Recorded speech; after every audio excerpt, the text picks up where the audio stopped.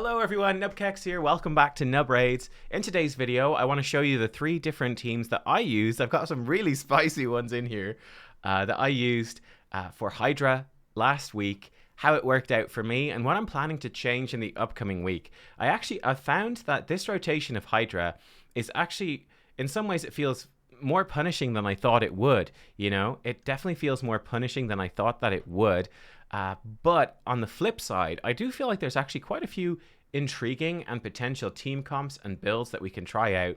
So I'm really enjoying that aspect of it. And I'm hoping that as we go through each different week, we're going to like keep improving these builds and teams and push things further, come up with new teams, all the rest. So last week, I put 2 keys into Nightmare. And I got the Master Chest in Nightmare with 2 keys, which is fantastic. That's where the loot really gets good, is at the Master Chest and the Grandmaster Chest. Now, 2 keys to get the Master actually still, you know, on average comes out at 3 keys for Grandmaster, but obviously my 3rd key was weaker than the first 2. So I need to up the potency of those first 2 keys, and then a weaker 3rd key. I think I can definitely hit Grandmaster, this rotation of Hydra, and that's where, again, you get the best possible loot. Unfortunately, my clan is not committed to the Nightmare Hydra yet, but guys, I can tell you, like, if we come over real quick, I show you some of the loot that I get. Like, this is where Hydra gets good, guys. Hydra gets good when you can get into Nightmare. So I got a few good, like, decent-ish pieces here. If I turn me off for a second, you know, I got a 6-star protection weapon with accuracy, crit rate, speed. Really nice, legendary, not bad. No mythic pieces this week. This one's pretty terrible. This one's not super great either, but this one was also good. Again, crit rate, resistance, and speed. Not terrible. We got, this is unfortunately flat defense. We got, again, flat, I need to sell that one. Got a few pieces that were good and a few that were bad. These are actually nice attack percentage boots with crit rate, crit damage. That could roll pretty well and be great for a stone skin nuker. Even, you know, resistance chests with speed and accuracy. It's okay. Not amazing, but it's okay. So we got a few good pieces there. But certainly the thing for me is going like, man, if we're taking down Nightmare Hydra and I'm doubling up these rewards, imagine having twice as many of these 6-star pieces. And that's where that weekly reward starts to get good. I think it's 400 coins from Nightmare for Master. Yeah, I got 400 coins. And you could potentially be getting, you know, 450 maximum. You double that up, you can get almost 1,000 coins from your chest from Nightmare. So it's really good, but it's that tough thing where it's still worth it, you know? It still feels worth it even when you're not killing Nightmare, but once your clan actually gets on board and kills Nightmare, it's going to feel real good and you're going to be happy with the gear. It's obviously tough to get there. Let me show you the teams. Let me show you the teams that I was using. So the first team, and what I'm going to be changing with their gear. This is the first team, which was basically, we had some gearing problems with this team because I made some changes for last minute, and I just don't have any silver, and I'm low on gems. I need to save my gems up for the next personal reward CVC, unfortunately. But with this key, what's going on here? It's my 1 key hard team. This team can 1 key hard, but we've made one change. We've swapped out Arbiter for Ursala the Mourner. And the concept of this was that when I was looking at that 1 key hard team, we realized that Arbiter's healing actually wasn't really contributing all that much. But Arbiter was bringing us turn meter, she was bringing us increased attack, AoE revive, and those things were all very, very useful actually. So by bringing in Ursala, the big difference is her revive is better than Arbiter's, although it has a longer cooldown, but it revives people with more turn meter, higher HP, gives them increased defense and strengthen. You can use that move preemptively to put increased defense and strengthen out if there's big hits coming in to keep people alive. There's a lot we can do with it, and most importantly, she has AoE decrease attack as well as a Void champion, so that lets us get decreased attack on Wrath, and I felt that was very useful for Brutal and for Nightmare. I believe it was a member CT on my Discord. I was the one who posted this. He basically took my team that McLovin had come up with and that I had run as well and did a video on, and he was like, I ran that team, but I swapped Arbiter for Ursala, and he 1-keyed Brutal with it. So this team has a ton of potential. For me, there's definitely some gearing issues. So the first big thing is something I'm going to be working on. This was suggested by, I think, Mortar Mike in the Sin Discord. He was suggesting this. Now, I've got I'm trying a spicy version of this first, and I'm really not sure if this is going to work. But then I've got, obviously, I can just swap to the gloves and the boots, and we're going to be pretty much fine. But the idea here, the concept here, is we take an Inquisitor Shamael, right? And we just build him to be super slow and super tanky with really high resistance. In other words, we build Inquisitor Shamael as our mischief tank, right? Because if he is very, very slow, he is going to maintain the buffs, but my other champions, which are going to be running much faster, they're going to be dropping those buffs off. So most of the time, Inquisitor Shamael will be the person with the most buffs. Now, part of this that I think will make this work most consistently, or more consistently, is having a blood shield ring.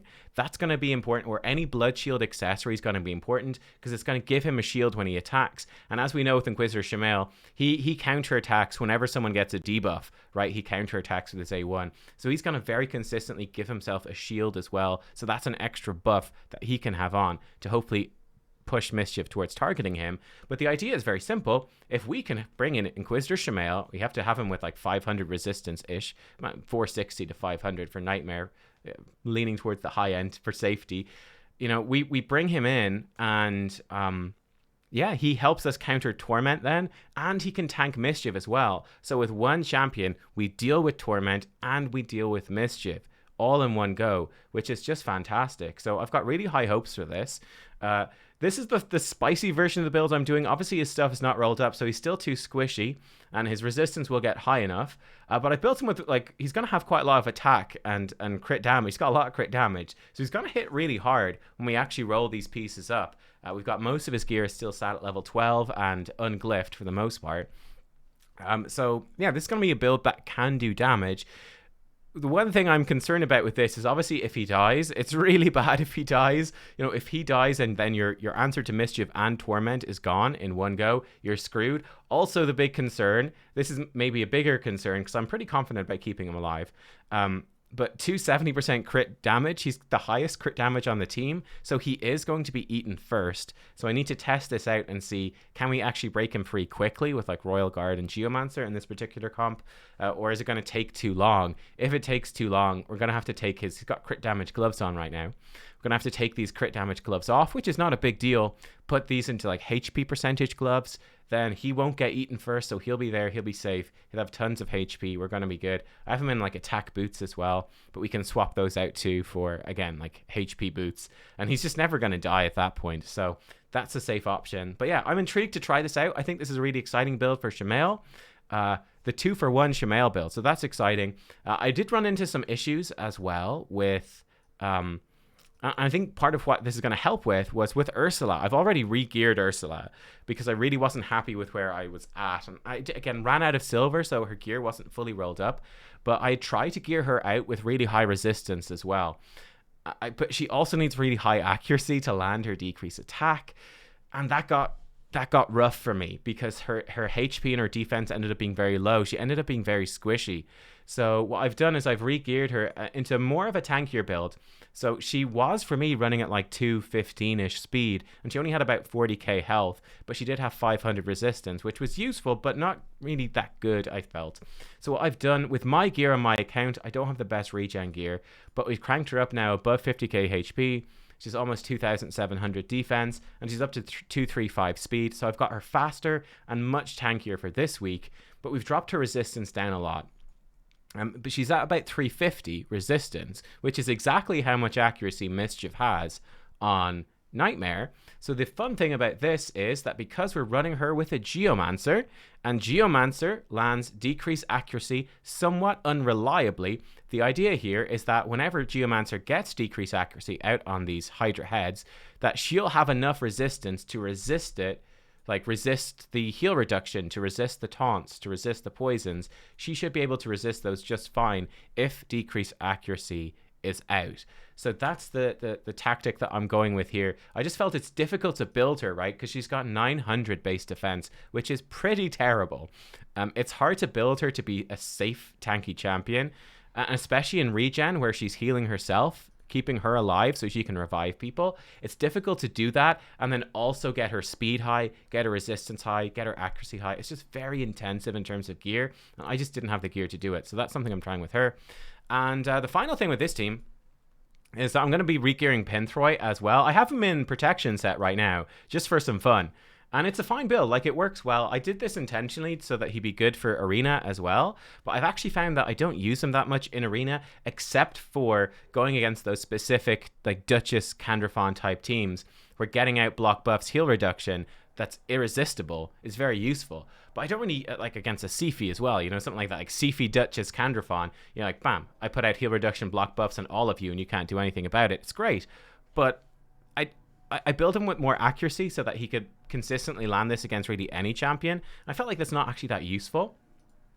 But because he puts increased accuracy on himself before he does block buffs, I'm just going to lower his accuracy some, and I will try to crank his resistance higher because he's very tanky. He's totally fine with this. His speed is good. So we're going to see if we can build him to have that higher resistance. So yeah, like 290 is just a bit too low. We're going to see if we can crank that up to be higher. Maybe try to push him to that 500 mark. We will see. Potentially a Guardian set on him either would be a good option, either the option or an alternative, right? Just forget resistance, but put him in Guardian set to try to keep everyone alive. Just get him fast and tanky.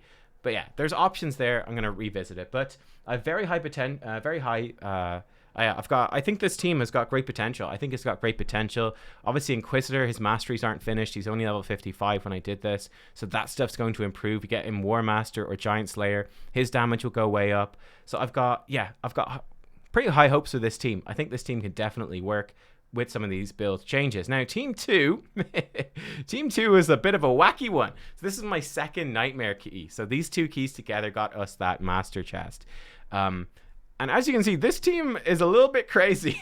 We got some crazy stuff going in. So this is actually a counterattack team with Skull Crusher. Yeah, this is a counterattack team with Skull Crusher. So the idea here is pretty funky, is that we've got Krisk in as that resistance tank. He puts buffs on himself. He's got tons of resistance, so he always tanks Head of Mischief. And that lets us bring in counterattack. So we've got counterattack on this team. This team did run into a few issues. The main problem for this team, actually, was that Krisk couldn't really do his job properly because he's not booked yet. So this was a big problem, a really big problem, was that he only has a 4-turn cooldown instead of 3 turns. So pretty much every time we'd come back to this ability, it would have 1 turn left, and then his buffs would be dropping off. And then I found that with how my team was speed tuned and stuff like that, that Inquisitor Shamael was being targeted by Hydra. He's just built for damage. So he would get his buff stolen, and then it'd be sort of a mad panic. It was like, okay, because Head of Decay is in there, it was either we were lucky and Mithrala has managed to have Hex up on Mischief, and then Geomancer can come in and remove those buffs, and that's fine. But depending on how Decay lined up, there were some times where the buffs would get stolen from Shamael, and we just couldn't get them back. So the entire enemy Hydra heads, they all got counterattacks. We've got no block buffs. They all got counterattack and all these sorts of buffs. So this was a super spicy key. This one was all over the place. I do think there's good potential here as well. With Krisk being fully booked, it'd be much better. He could actually more consistently land that decreased defense, decreased attack, which would be good. It's just kind of annoying. Sometimes they wouldn't land because there's only a 75% chance, which sounds great, but it's not the best. He's a 30% chance to put decreased speed. Booking that up to 50 would also be helpful. That sort of stuff. Luckily with counterattack, he actually does a decent amount of damage. He does lots of AoE hits, but counterattack. So it's quite easy to keep up decreased speed on everything, because whenever he's hit, he does his A1, you know? So that was quite cool. But it was quite a fun team. Mithrala in there to keep people alive, mostly, right? She was in there just to protect us, and she actually does okay damage, counterattacking with poisons. She doesn't have War Master or anything. It's just the poisons add a little bit of extra damage onto her. I switched her into like an arena build a while ago, just because I use her in arena a lot now. And yeah, then Godseeker, pretty much the only one in there to heal us and keep us alive, revive us, and it worked just fine. You know, between the ally protection from Krisk, Skull Crusher does ally protection as well, the shielding from Ithrala, it's actually a super tanky team. It was really only when, you know, Shamael or Krisk would get eaten, or again, you know, Krisk's buffs would fall off. We got 2 buff extenders with Krisk and Godseeker, but it was that cooldown being missing on Krisk made it not quite work. But it's a good potential team. I think if you have Valkyrie or Martyr. I think they're much better than Skull Crusher here. Martyr brings you decreased attack. She brings you decreased defense consistently, increased defense as well.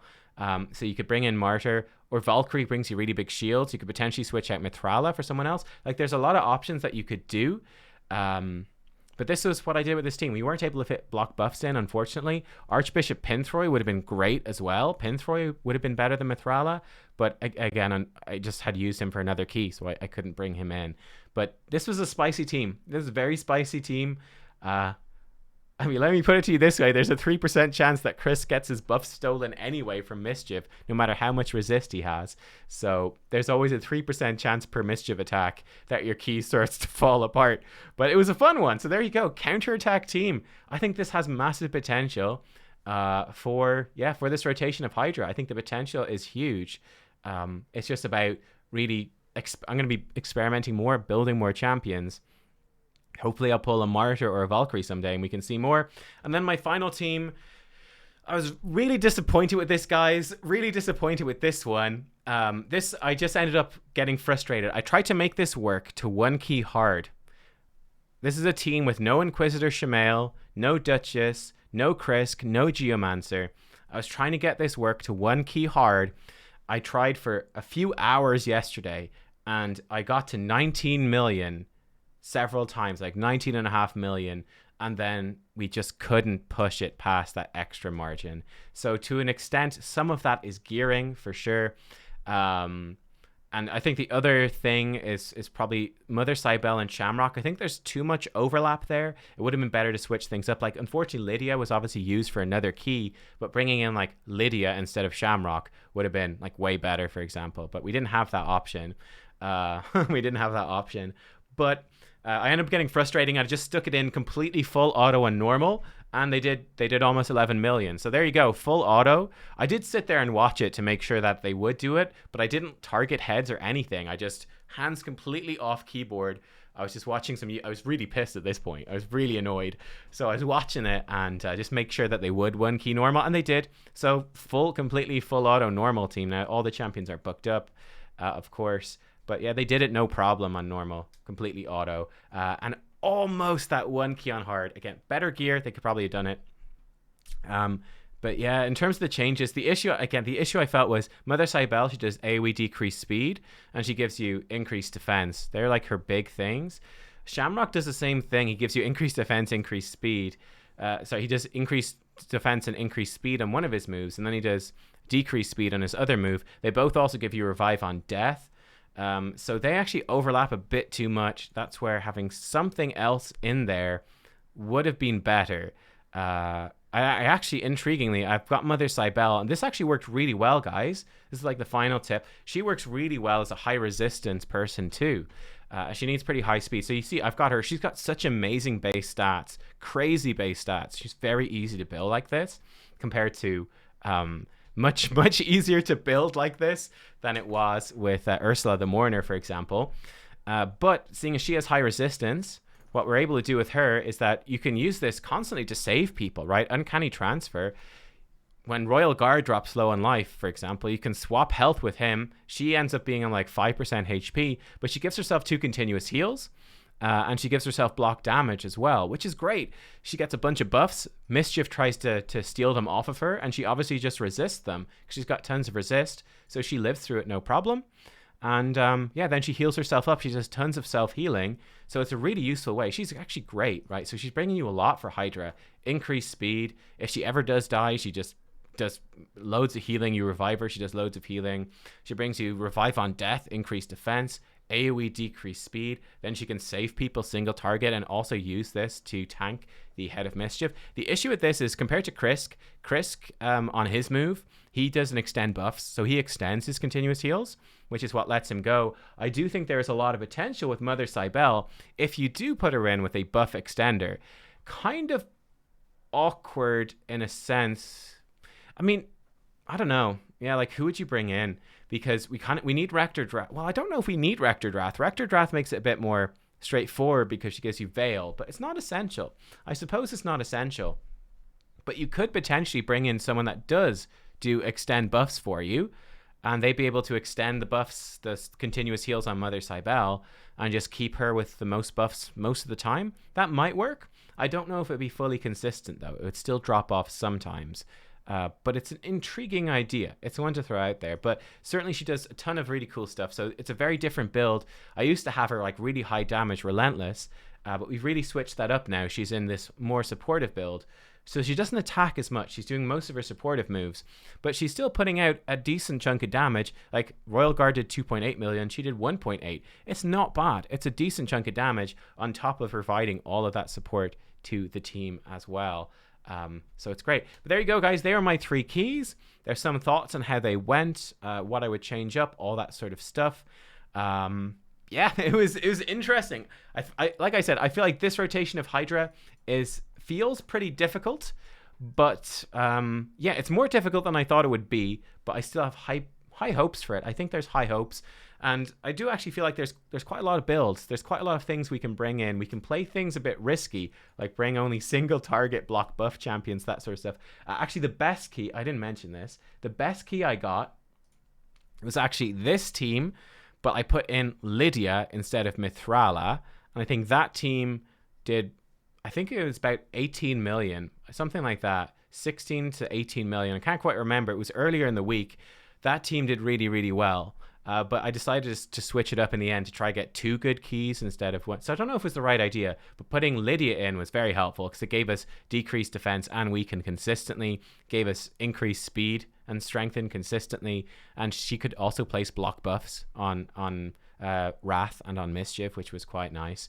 So yeah, Lydia in there worked really well too. Guys, thanks for watching. I'll see you soon. Bye bye.